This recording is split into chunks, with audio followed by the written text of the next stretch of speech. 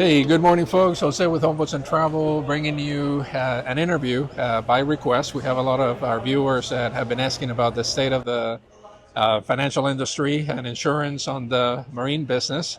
So I found us an expert to get us up to speed. Here with me today is Jason Nash from Lending Associates.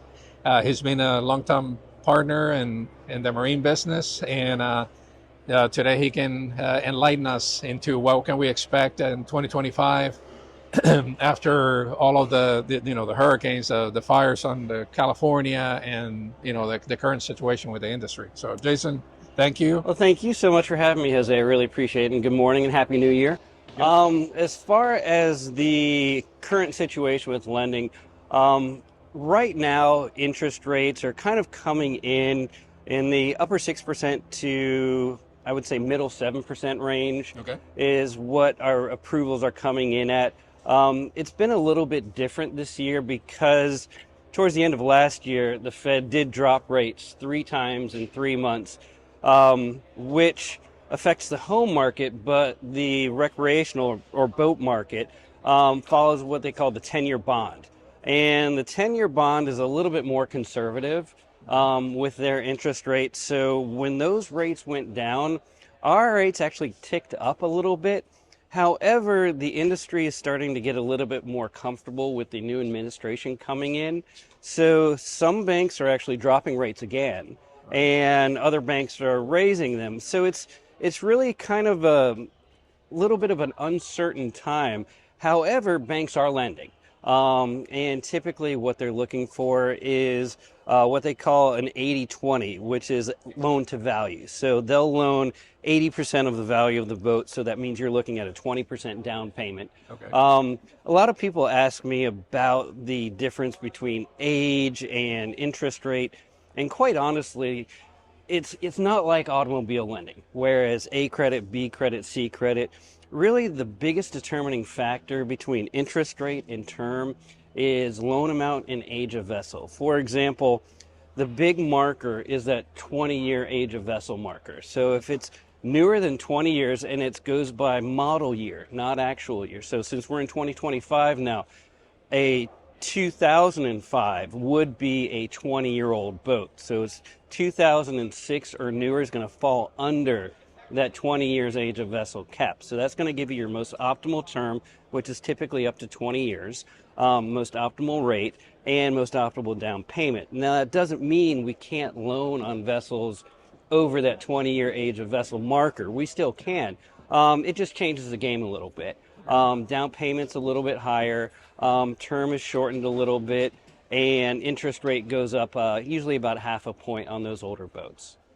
Okay. So if somebody has a 1990 sailboat, but it's in really nice condition, they still would be able to get some form of financing on something like that. Well, that is a great question. And a 1990, unfortunately, no, because they do cap it at 30 years age of vessel, which goes, once again, by model year, not actual year. So 1996 is going to be the oldest boat that most of our lenders can loan on. Okay.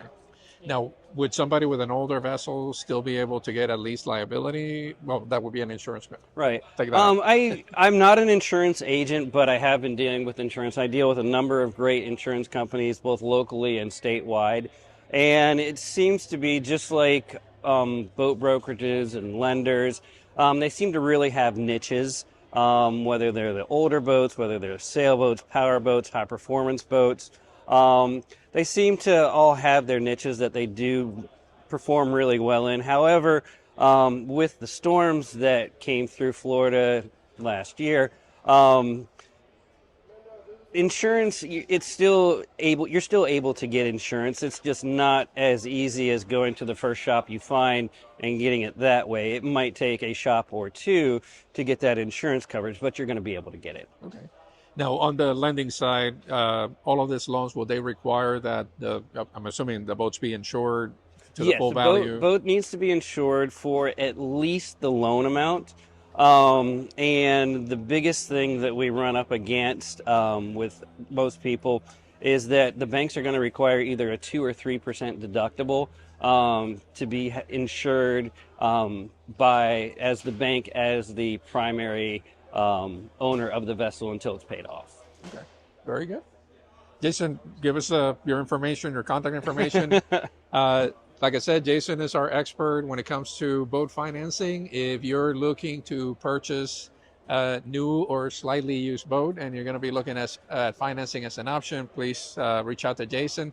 Tell us your contact information so we can share it. My name is Jason Nash. I work with Lending Associates. You can reach me at 727-686-3447, or you can email me at jason, J-S-O-N, at lending, L-E-N-D-I-N-G dash associates, ASSOCIATES.com.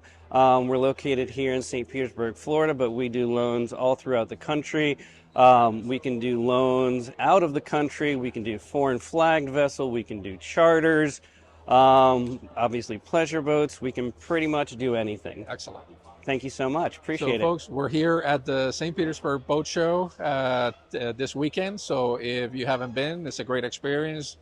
Come check us out. I'm actually working at the Catalina booth down the dock here. We have a beautiful Catalina 425 and a brand new model Catalina 356. Jason is also here at the boat show. So if you have time, you come over, stop by, say hi. And with that, thank you so much for watching, and we'll see you soon.